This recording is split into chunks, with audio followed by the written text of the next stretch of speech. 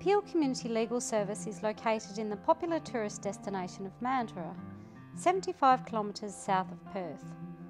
The centre was founded in 2004 to service one of the fastest growing regions in Australia. Despite the apparent wealth, the Peel region suffers from some of the highest levels of unemployment and disadvantage in the country.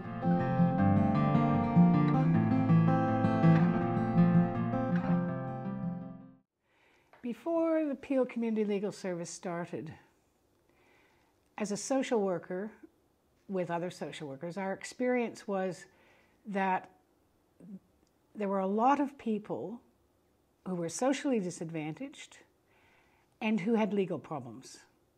For example, I think of a young man that I met his father, and his father came in to see me and said that his son had received a warrant to attend court the next day or the day after, and that he had been on parole, his son had been on parole, and he'd broken his parole. But he'd broken his parole because he had cancer and he was having to go to the hospital for cancer treatment.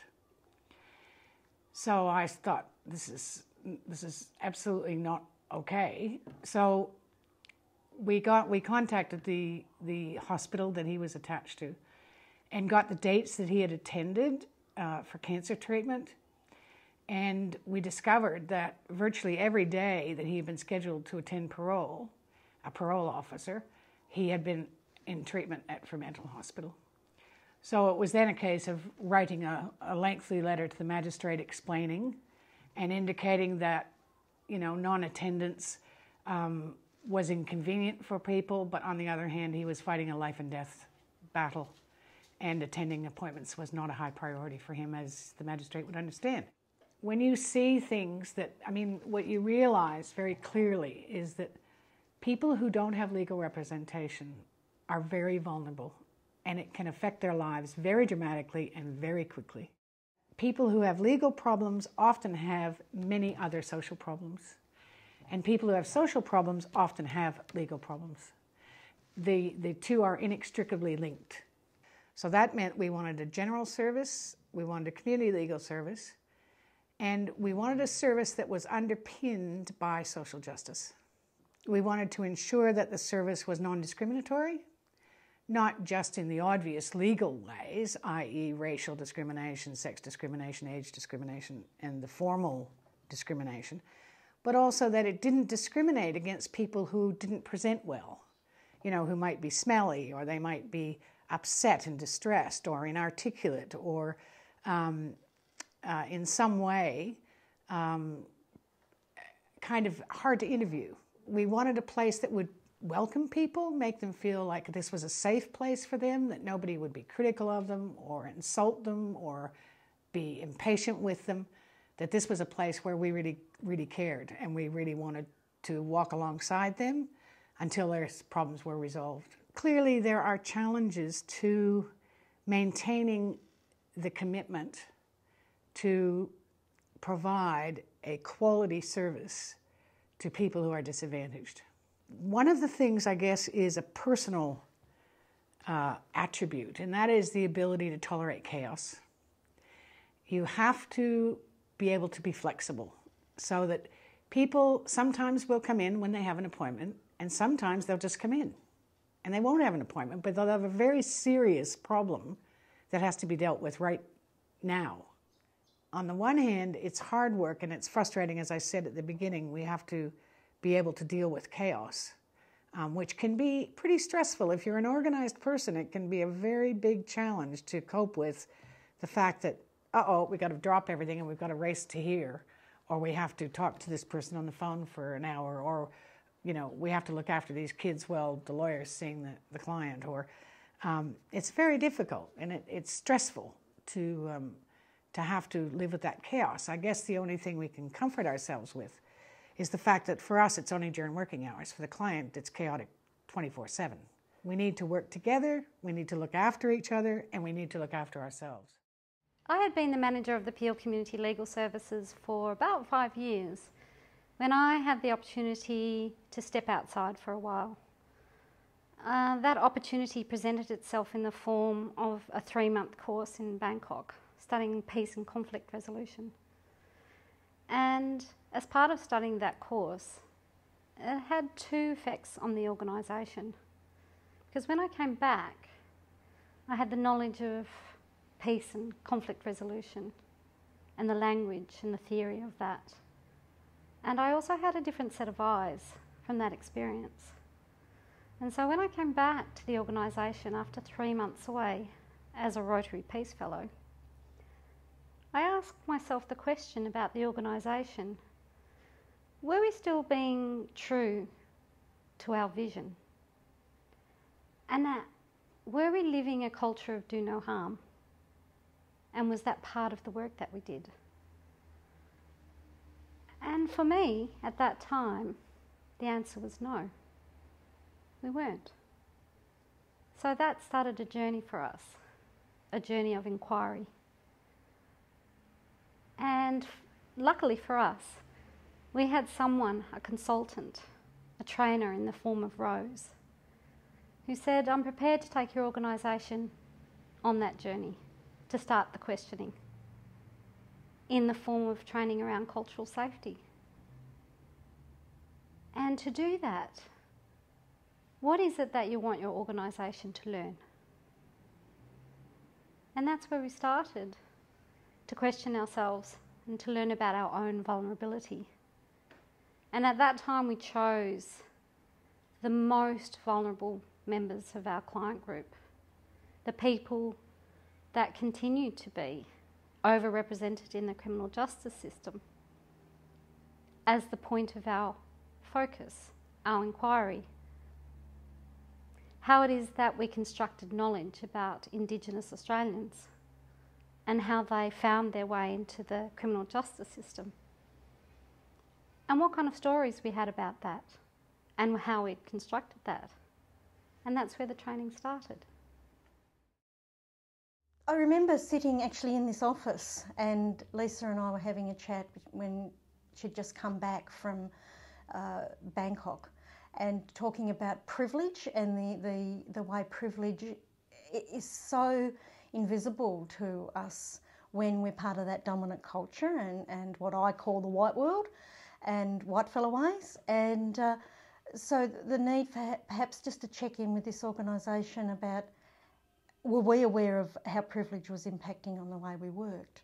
Because a lot of our potential client base could actually be very, very, very underprivileged. And were we really providing a service that was really going to connect with them? The thing is that this kind of training is a process.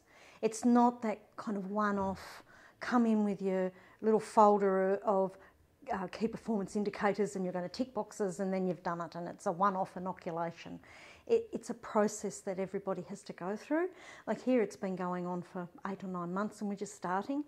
It has to involve all levels of the organisation, from the board, the management, to the person who is working with the clients, to the person who has the washing up. Everyone has to have a commitment to it. And it requires an ongoing self-reflexivity and questioning and self-awareness. And it takes white people like me out of our comfort zone, because we're so used to having this unquestioned privilege where no one questions the way things are done. There's just this one white way of doing business, this Western way that frames the world. It's based on valuing diversity, not focusing on difference.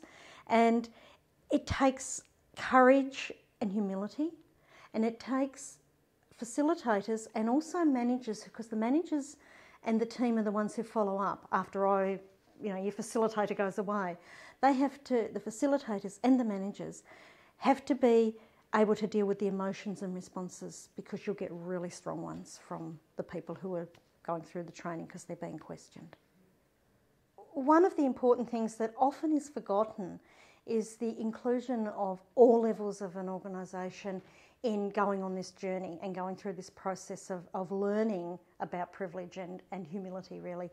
That usually it's the people who are working with the clients who get this kind of training, the cultural awareness one-off training. However, it's the board, the policymakers, the managers, the cup of tea lady, the cup of tea man, the volunteers, everyone needs to go on this journey together, because doesn't work if it's just at one level. It's got to be a way the organisation lives. So now we're about 10 months into that journey, and that seemed to me like a very natural point to ask people to stop and reflect on how the journey had been for them so far.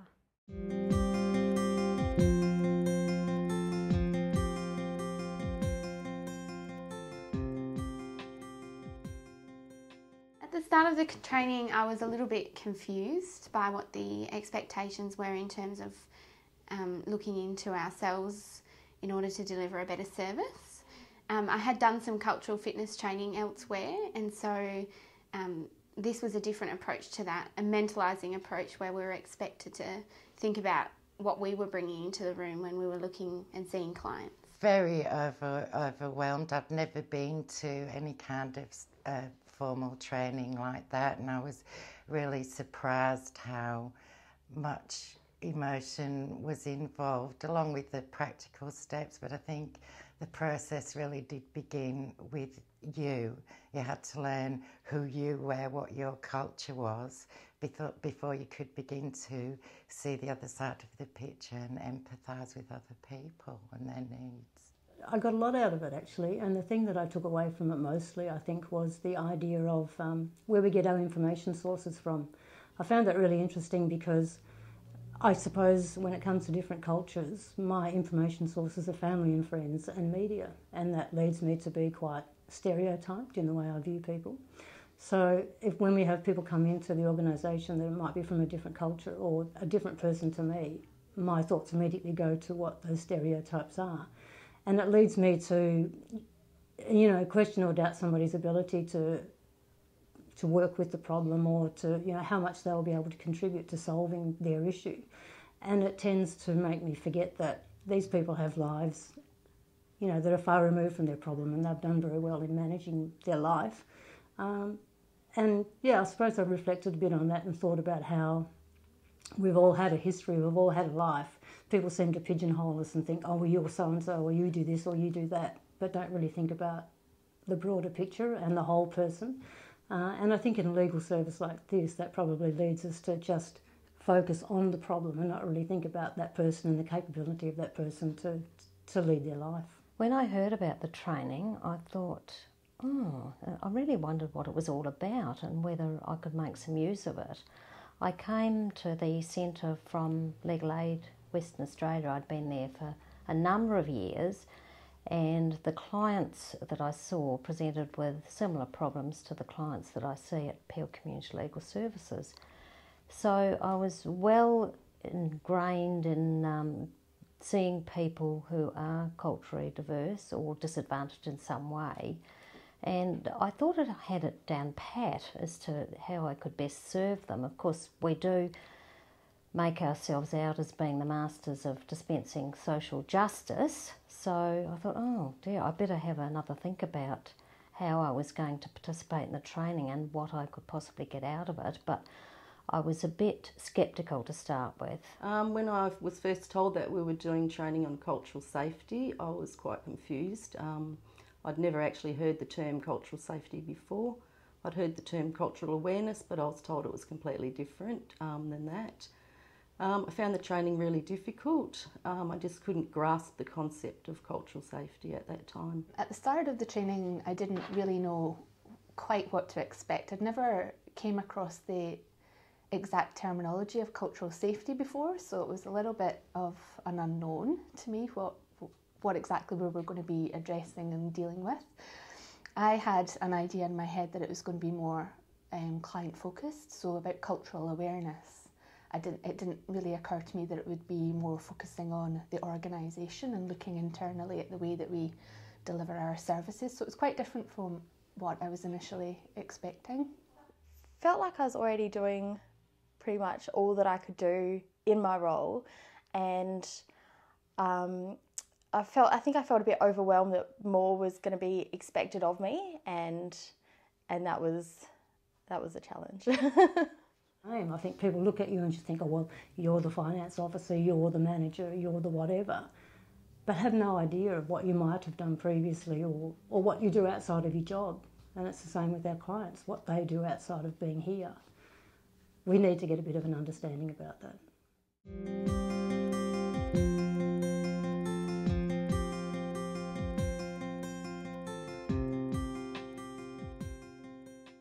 Yeah, it was definitely a good opportunity for critical self-reflection of the way that we deliver our services and the way that we operate, and it was very timely, I think, personally for me, because I've been working in the organisation for 5 years, and it becomes easy to just tick along without really looking back at what our main objectives are, and are we reaching those, and is there more that we can do to make sure that we're targeting the most vulnerable clients and that they're getting the services that they need and access to social justice and so on. So it was a really good opportunity from that perspective. My main challenge after that was actually trying to learn what cultural safety was. And I did this by researching and reading, just talking to people so I could get a better understanding of what it was all about. I think the challenge is, well, are time focused, I suppose. I think it's very difficult to try and get that story when we're so restricted in how much time we can give to people, which is all tied up in funding and one thing and another. But I think if we can maybe focus a little bit more on quality and not quantity, and do that whole holistic thing and not just look at that one particular issue, but try and see a broader picture. I think for me as a volunteer, I spend a lot of time actually observing what people are doing in their positions and roles, and also the availability of the supervisor, everything. They're like little ants chatting and making sure they're doing the best they can. And I've just learned so much about how much time is involved in each case, and how complex things can be when there's a break in the system of this actual helping people with their cultural diversity. I guess I've found some difficulty in being consciously aware of what's happening all of the time. So what's happening for me and also what's happening for the clients.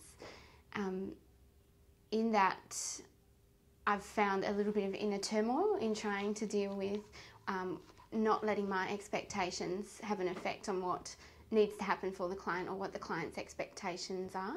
Well, I looked at the way that I interacted with clients at that point of starting the training, and I really felt that I already tried to meet people where they were at and not make assumptions about, you know, who they were, where they'd come from, and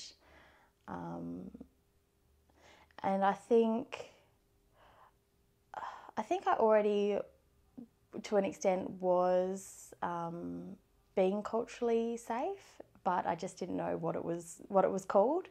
So I had a name for what I was already doing, but then I could also look at how I could improve on that.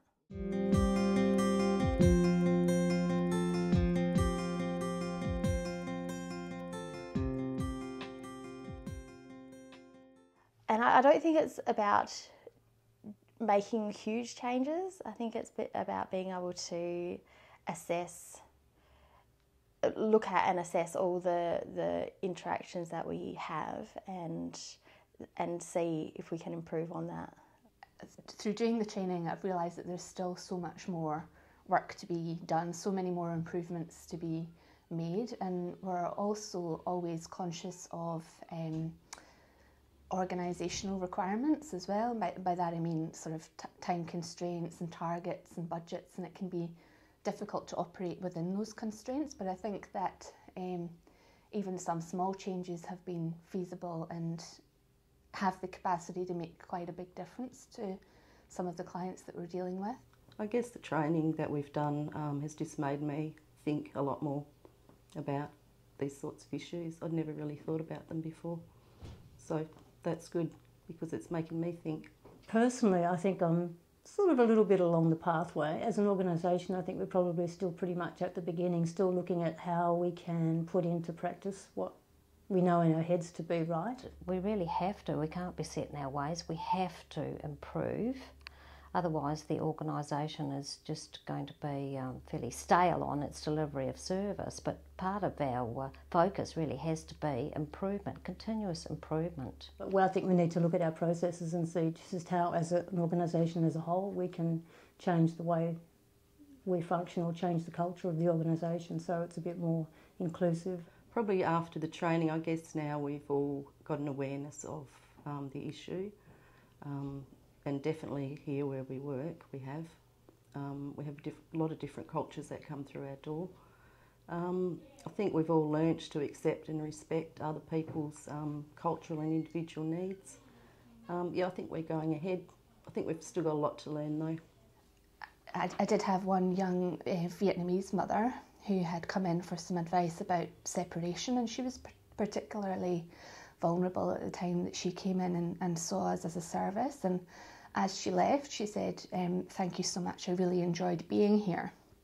And I thought to myself, I can't imagine why anybody would actually enjoy coming and getting legal advice, but I think what I took from that was that she felt safe coming here and that she felt listened to and that she felt like she was getting some assistance and making progress with her issue. So that for me was a very positive moment and made me feel like we're on the right track with what we're trying to achieve.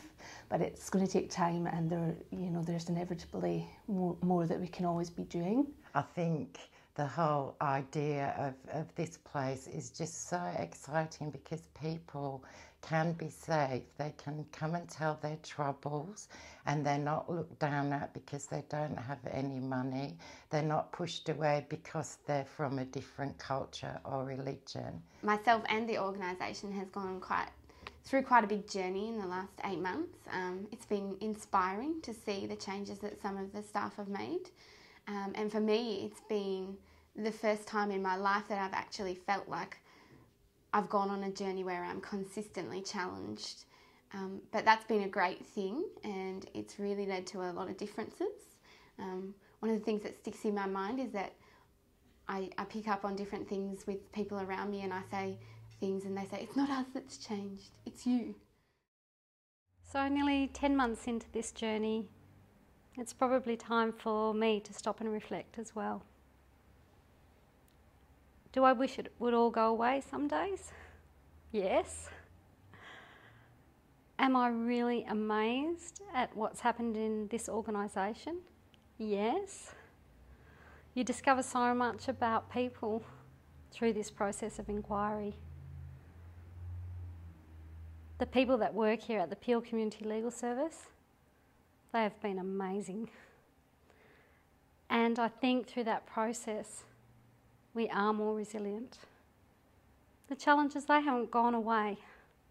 They still exist. Yet I think we've moved to a place where we're aware of those challenges and we talk about them. And we think of that as a process, an ongoing process, about questioning ourselves in order to meet the needs of our clients. I'm really glad that we're on this journey. And I'd really like to encourage people to ask themselves that question. It's an opportunity. It's really an invitation. Take the first step.